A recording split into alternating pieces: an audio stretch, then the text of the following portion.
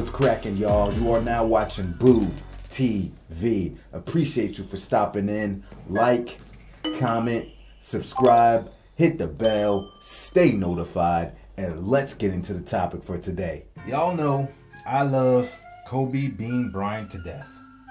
My favorite player of all time, bar none. And I tried my best to express my true opinions on players without letting bias seep through as much as I can. And when I am biased, I'll usually call myself out on it. I'm pretty self-conscious. And for those of you that are new here, I have Kobe Bryant as the second greatest player of all time after Michael Jordan. I'm comfortable talking about the good of a particular player and the bad of a particular player. Good times and the bad times. Kobe Bryant was incredible. Dazzling. Kobe was not perfect, and Kobe had his flaws. And some of his flaws were not things he was not capable of doing, but things he chose not to do because he had his reasons. Whether I agree or I disagree, he had his reasons. For example, if Kobe Bryant felt you were not practicing hard enough and not putting in the work outside of the actual game, he was going to be reluctant to pass the ball to you, even if you were open, even if it was the right basketball play. Because he's saying, I see what you're doing outside. I see you ain't putting the work in. You don't deserve this basketball. That was his logic sometimes. With that being said, Kobe was not expecting players to be as good as him. That was unrealistic. He said that publicly before. But Kobe wants you to be the best version of you. Be the best basketball player you can possibly be. Put the work in. Be what the team is asking you to be in your role. Give it your all. Because his goal was to win championships. And if the goals didn't align, then what the hell are you doing here? Kobe would force unnecessary shots at times. High difficulty shots. And though he could and would make them at a frequency most other players in the history of the game could not do, it does not always make it the best basketball decision. The best times to take very difficult shots and make them was more opportune and warranted in situations when you have no other options or better options and you have to get the shot up. You just have to. Phil Jackson always said something along these lines, not verbatim, but something along these lines. If I need a shot with less than 3 seconds, I want Kobe Bryant. More than 3 seconds, I want Michael Jordan. He might have said 4, he might have said 5 seconds, I can't remember. But basically, with a little bit more time on the clock, I think Jordan's going to get me the better shot. But less time, higher difficulty, I want Kobe. Phil said that. Now that I got that out of the way, I want to talk about the times when I saw Kobe Bryant, in my opinion, sabotage games, specifically during the Andrew Bynum emergence era. Andrew Bynum was a 7'1" kid, drafted in the 2005 season, and was eventually, if not immediately, handed off to Kareem Abdul-Jabbar to help with his development into a big man. At the time, Kareem was part of the coaching staff of the Los Angeles Lakers. At the time, Bynum was long and lanky, with not much girth. Pause. But the organization always seen much promise in him. As the years went on, Bynum slowly started to mature, was in the gym, putting on the muscle mass, working on his game, And from year to year to year, there was a clear improvement with Andrew Bynum. After the Lakers got beat by the Suns in the 05-06 playoffs in 7 after being up 3-1, but we ain't gonna get into that right now, and then beat again by the Suns in the first round the following year, Kobe Bryant became disgruntled, and the Lakers' lack of effort to provide him some kind of quality help outside of players like Smush Parker, Kwame Brown, and other role players. Kobe Bryant wasn't asking for multiple top 5, top 10 players in the NBA, but just an adequate all-star caliber player to be his Robin. That would be the summer Kobe Bryant demanded a trade, which would lead to him being slain by the media, booed at home in Los Angeles, and Dr. Buss would eventually sit Kobe down and tell him that they are not going to trade him away without something of truly equal value. If Kobe Bryant was a 100-carat diamond, 10 10-carat diamonds do not necessarily equal his worth and value. Buss told Kobe something along those lines. And they would not trade Kobe Bryant under that logic.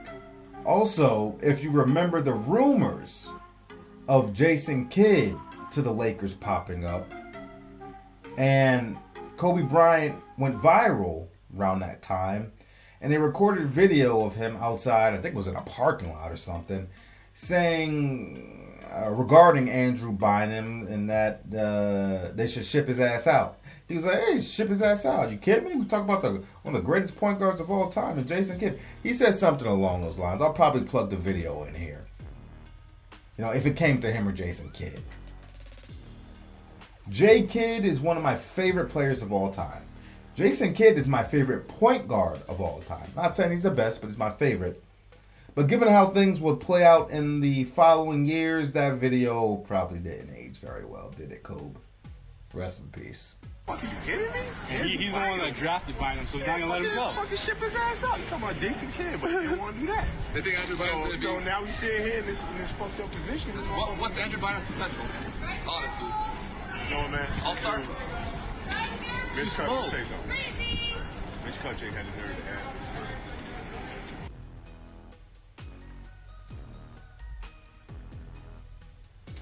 In the start of the 2007-2008 season, Andrew Bynum was really starting to blossom into a solid secondary piece next to Kobe Bryant. The Lakers started out the season with a relatively good record, and Kobe was in the MVP conversations because of it. Then what would become a trend with Andrew Bynum moving forward in his career is he went out with a knee injury, which sparked the urgency in the Lakers organization to get something done and get something done now. Where they would eventually land Pau Gasol in a blockbuster trade, and they would get rid of Kwame Brown and Javaris Crittington. I don't remember if they got rid of some draft picks and stuff too, but definitely Kwame and Crittington were out of there.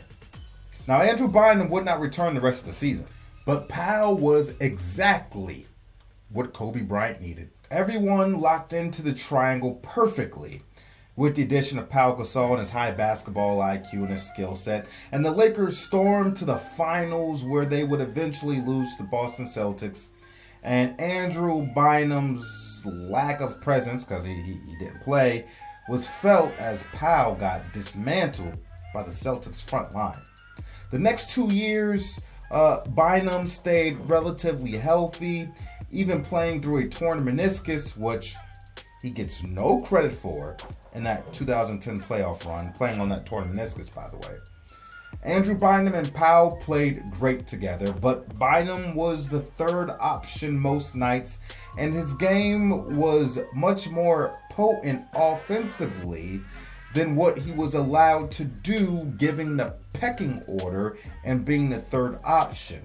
Now, sometime in the 2011-2012 season, now Mike Brown is the head coach, Bynum publicly expressed his opinion on how he was being underutilized and how his talents were being suppressed on the roster, even though Mike Brown wanted to make an assertive effort of featuring Andrew Bynum more. I remember once Kobe got wind of this or something like that, Kobe laughed in the post-game presser upon hearing Bynum's thoughts or what Bynum said, because Kobe Bryant understood it. Because that was once Kobe Bryant when he was playing with Shaquille O'Neal. Frustrated that he was being bottled up and getting his hand slapped whenever he tried to enforce his dominance. So Kobe Bryant totally understood, and he found it absolutely funny. It was like looking at himself through a time glass. Did I say that saying right? Or is that even a saying? Did I make that up? Let me know. Sometime or somewhere around this time, the details evade me just a little bit, Andrew Bynum was regarded by many as one of the best bigs in the NBA, and some people even had him ahead of Dwight Howard. Shaq definitely did, but we know Shaq's bias against Dwight, all right? Best big man in the game is Andrew Bynum. But who's the best with the guards? No, come on. That's unacceptable. That is unacceptable. That is unacceptable. So you would give who's the best bite, but Dwight Howard is the best big man in the game. Chucky Cheese. Listen, you need to stop that. You need to, listen, you need to let this Superman hatred go. Ain't got nothing to do with it. Hey. Ain't got nothing to do with it. Listen to me. Andrew Bynum is a true big man. Back you down, jump hook. Dwight Howard has one or two moves on the block. His one move is to run and jump hook, and the other move is to pick and roll, get it slam. Andrew Bynum has the right jump hook and the left jump hook. He's a true big man. He's going to get the same number of points. He's a much better defender and a much better rebounder. No way. I tell you what. No way. I tell you what. He's a better athlete. He's a better athlete. Mitch Kupchak couldn't get to the ball fast enough to do that back him down, drop step, left hand jump hook. True big man move. I'm staying with the big guys. Listen, you want me to go back in there and get Mitch Kupchak? He'll make that deal tomorrow. Well, you need to make it then. Don't talk me to death. Otis Smith ain't that dumb to do that deal. Andrew Bynum is the best big man in the league right now. Bynum was a divisive basketball player. Some thought he was worthy of the praise, and others thought he was a bum that was only benefiting off the greatness of Kobe Bryant and Pau Gasol. I personally thought Andrew Bynum was a top center in the NBA.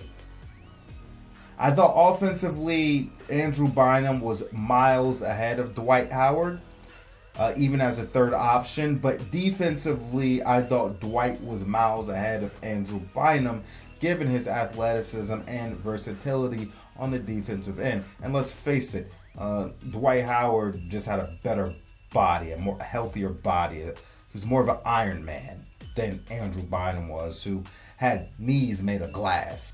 Now, for those of you that don't remember with the Mike Brown situation, Mike Brown came in after Phil's last run where they were trying to three-peat and they got swept by the Dallas Mavericks. Andrew Bynum clotheslined J.J. Barea and got ejected, and I believe that was game 4, the elimination game. Not backing down. Barea, oh, look at that. Oh, God. That is Bynum. He will be ejected, and that's one of the biggest Bush League things I've ever seen. That is terrible. And Barea is injured. And the Mavericks bench is being very cautious as the medical staff looks. The medical staff's out looking at him. They're keeping everybody on the Mavs bench away from Bynum so they don't get anybody coming off the bench. It's Bush League things I've ever seen in a game. That's disgusting. Amen to that. Amen to that. And I just don't understand why this is happening. We're talking about, when you say Los Angeles Lakers, absolutely, you're talking about excellence. Yes, Andrew Bynum clotheslined J.J. Barea. Andrew Bynum, with all his skill and him becoming better and better, Andrew Bynum was at times very, very, very, very childish and very, very immature. And if I'm going to be honest, that is the truth. And like I said earlier, Mike Brown wanted to feature Bynum more in the offense, and Mike Brown was also a very defensive-minded head coach. And I guess one of the reasons he wanted to feature Andrew Bynum more was obviously he could see the growth and he could see the impact, but also you have Pau Gasol, who was starting to get older. Like I said, this would be the 2011-2012 NBA season. Andrew Bynum really began to exert his dominance and skills on full display with more regularity. Andrew Bynum had great size, strength, length. He had a phenomenal footwork in the post. Left foot, right foot. He had an excellent pivot and step through. He could finish strong. He could finish soft around the basket, either hand. He had a little mid-range game, little mid-range jumper there. Had a nice little baby hook. He could read double teams very, very, very well. He was an adequate passer. He had great hands. And I swear there were times I would see Andrew Bynum find ways to the other side of the basket through two defenders after already establishing his pivot foot without traveling, due to his body control and his length finishing reverse style off the glass. It was exceptional. I have to give it to the kid. It was a thing of beauty. I admit, I was huge on Andrew Bynum. At times, he was having monster nights with points, rebounds, and blocks. Even games where Kobe and or Powell did not play. Mike Brown definitely let Bynum feast more. I remember he had a career performance and completely overwhelmed the San Antonio Spurs with his size in the 2011-2012 season, where he had 16 points and 30 huge rebounds, led the Lakers to a victory over the Spurs. He dropped 37 points and 16 rebounds on the Grizzlies' head, 36 and 4 blocks on the Clippers, 23 and 18 on the Suns, 23 and 16 on the Dallas Mavericks. Bynum's time was now.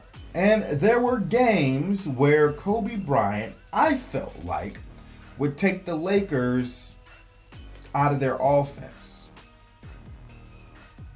Take the rhythm out the game. Straying away from what was working because Kobe was self-absorbed in his game and moved away from what was working. Andrew Bynum. You see, nobody would dare say that Andrew Bynum was the best player on the team or even better than Kobe Bryant. That's laughable. That's absurd. That's crazy. And we all know that's not true. But it's about exploiting clear and evident matchups, making the game easier as a unit. And I can't tell you how many games Kobe Bryant sabotaged the team with his choice of poor shot selection and orchestrating the offense efficiently through the team and through the bigs appropriately when the matchups or when the matchup advantages presented themselves to the Lakers. See, they were not running the triangle offense anymore, not all the time, but Brown, knowing Kobe's love for it and how it worked to win 5 championships, they would run it or run elements of the triangle at times. I really believe the Lakers could have finished with a better record that season had Kobe let Bynum have a little bit more leeway and run more offense through him without any resistance.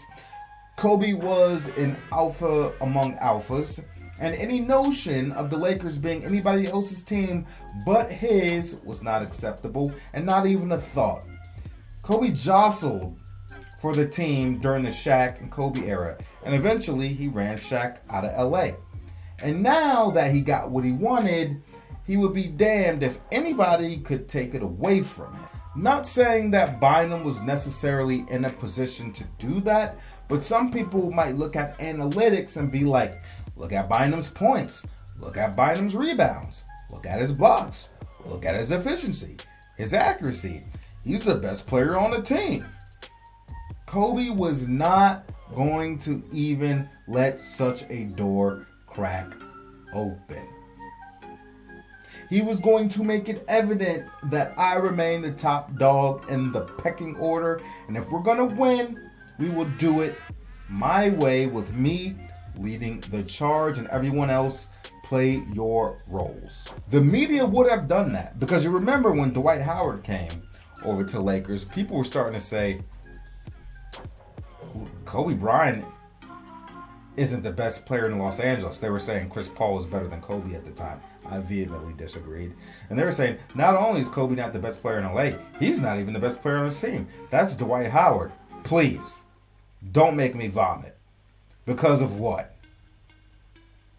Dwight couldn't impact the team like, I'm not even getting into that. I couldn't believe they were saying that. Anyway, There were definitely times where Kobe Bryant shot us out of games, where Bynum should have continued to be featured. I'm telling you, there wasn't many players that could contain that kid, Andrew Bynum. Now, we all know that the Lakers will go on to lose to Oklahoma City in the playoffs, and then Bynum got traded for Dwight, like I said, and Philly acquired Andrew Bynum, where everyone thought it was going to be a sparkling new era in Philadelphia, now that they got either the first or second best big man in the game, only for Bynum, and don't quote me on this, but only for Bynum never to play a single game due to injuries for the Philadelphia 76ers. I'm pretty sure he didn't play a single game. I didn't look it up to refresh my memory, but I'm pretty sure he didn't. Maybe Kobe Bryant saw what I couldn't, or others couldn't. Either way, sometimes Kobe could get in his own way. Now that's how I saw it. Kareem Abdul-Jabbar, who was obviously closer to the situation than I am, thought Bynum was immature, which I totally agree with. Which he definitely was. Like I said. And Jabbar publicly stated that he thought Bynum's success had got to his head and his ego was getting too big. He said Bynum needs to calm his ego down a bit. Now, at the time Kareem said this, he was no longer part of the Los Angeles Lakers coaching staff. There was even a time where Bynum felt he had outgrown Kareem as a mentor and teacher and decided to move away from him, as I said earlier. Phil Jackson also views it a bit differently than me. After Phil left, and I think he was with the New York Knicks organization, he said that one of the Lakers' problems were that they were trying to feature Bynum too much, and it was taking away from Pau Gasol and taking away from what made the Lakers great. Well, Kobe remained that Pau should be second in line, but I don't think Kobe really cared as much as long as he was first and the next best guy, whoever it is, step in line. But I definitely get the point Phil Jackson is making for Pau Gasol, given that through Pau there are more options, given his higher basketball IQ, his wisdom, and more versatility in his skill set. I think Phil brings up an excellent point that I didn't. So yeah, I think there is definitely some truth to that, and I think some of my points and Phil's points can both be true. No question about it. Anyway, that's my story, and I'm sticking to it. Let me know where I'm wrong. Let me know where I'm right. Like, comment, subscribe, hit the bell, stay notified, and I'll catch you on the next one. We out, baby.